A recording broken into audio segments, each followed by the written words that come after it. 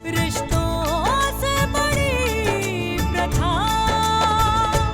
इन बच्चियों का ख्याल रखेंगे तो हो सकता है भगवान हमारे अंश का भी ख्याल रखे। भगवान बहुत दयालु है माई, सबका ध्यान रखता है, अंश का भी ध्यान वही रखेगा।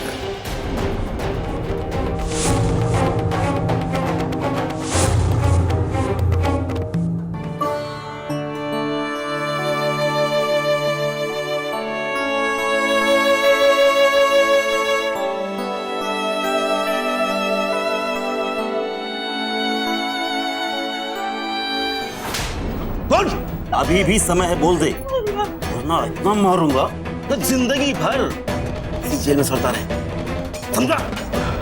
मैं अपनी माँ की कसम खा के कहता हूँ साहब, मैंने बच्चा नहीं चुराया साहब।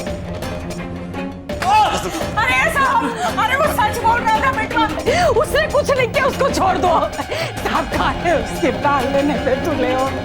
अरे वो लोग तो हमारे मालिक है, मालिक, हम लोग तो उनके सेवक हैं, हमारा तो काम है उनके लिए जान देना है, हम लोग ऐसे काहे करेंगे? अरे अरे बताइए भला, जौन पेड़ हमको छाया देता है, भला हम वो पेड़ को काटेंगे कहाँ? छोड़ दीजिए हमारे बेटवा को, हमारे बेटवा को छोड़ दीजिए, हाथ छोड़ते हैं। चुप कर बुढ़िया, तू क्या समझती है कि तेरी लच्छेदार बातें सुन के मैं तेरे झांसे में आ जाऊंगा? बोल, तुम लोगों को तुम्हारी वफादारी जानने के लिए ही यहाँ पर लाया गया है। बता, कहाँ छुपाया है बच्चे को? बोल वरना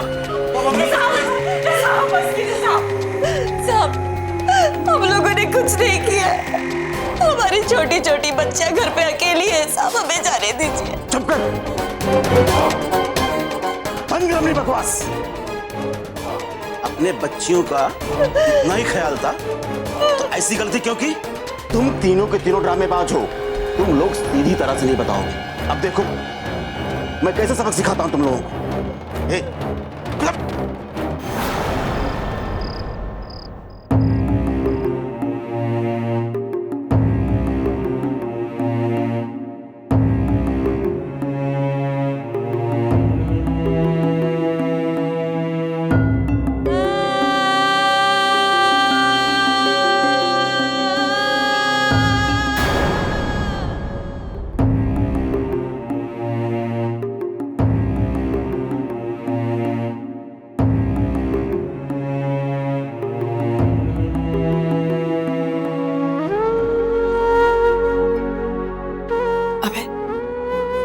क्या सोच रहे हो? बस यही सोच रहा था सुरभि कि प्रतिमा को भी कैसे कैसे दिन देखने पड़ रहे हैं। अरे बिना किसी गलती के कितनी मुसीबतों में पड़ गई हो। क्या सोच रही होगी वो? पुलिस वाले न जाने उससे क्या क्या पूछ रहे होंगे। अरे न जाने ये लोग कब इस घर में वापस आएंगे। मुझे प्रतिमा की बहुत चिंता हो रही है सुरभि। आखिर क्या क्या सहना पड़ेगा उसे।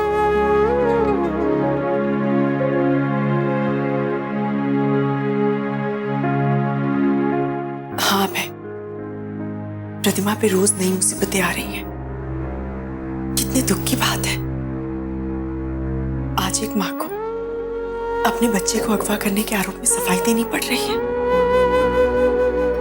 वो तो बेचारी ये भी नहीं कह सकती कि अंशु उसका खुद का बच्चा है। न जाने क्या बीत रही होगी उस पे, क्या हाल होगा उसका।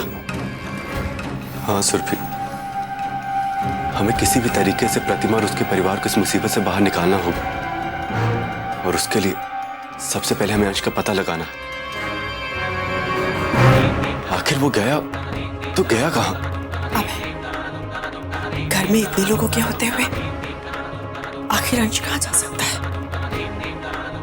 ऐसे कैसे गायब हो गया अंश? तो हमारी भी समझ में नहीं आ रहा सुरभि। आखिर कोई कैसे हमारे ही घर में सबके सामने अंश को उठाकर ले गए। इतनी भीड़ भाड़ थी, लोग थे, किसी की नजर कैसे नहीं पड़ी उस पर। इतना तो समझ में आ रहा है कि यह काम किसी बाहर वाले का नहीं है, लेकिन भीतर का भी कौन है यह भी समझ में नहीं आ रहा। आखिर ऐसा करने की हिम्मत किसने की? कौन हो सकता है वो?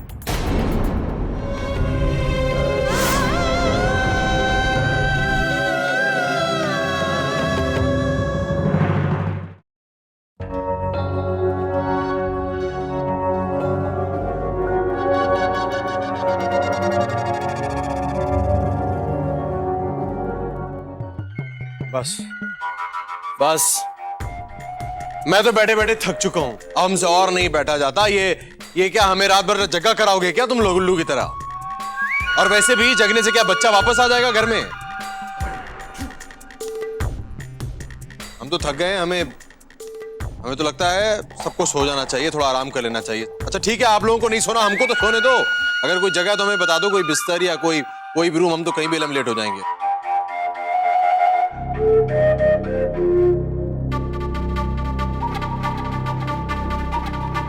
दामाद जी, आप निधि के कमरे में जाकर आराम कर लीजिए। कोई इस घर में हमको प्यार करता है तो हमारी सासू माँ।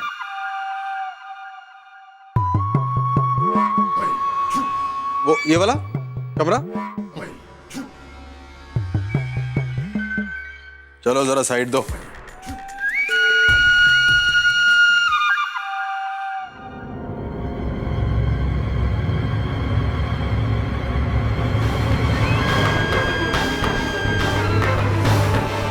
काजल भी न जाने कहाँ रह जाती। विष्णु, रात बहुत हो गई, लक्ष्मी को ले जाकर सुला दे। जी मैं।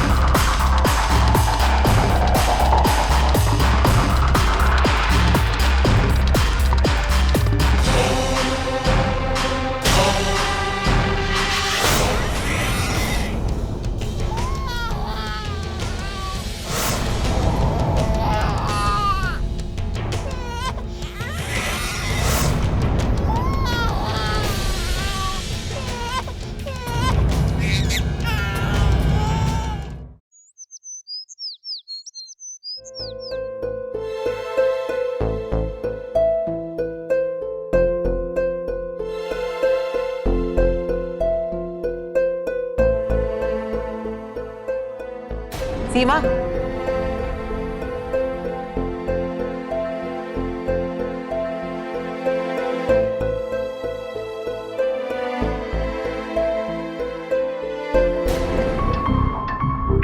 इतना सवेरे सवेरे कहाँ गई थी? जी माई, हम अंश की सकुशल वापसी के लिए आदिशंकर के मंदिर में प्रार्थना करने गए थे।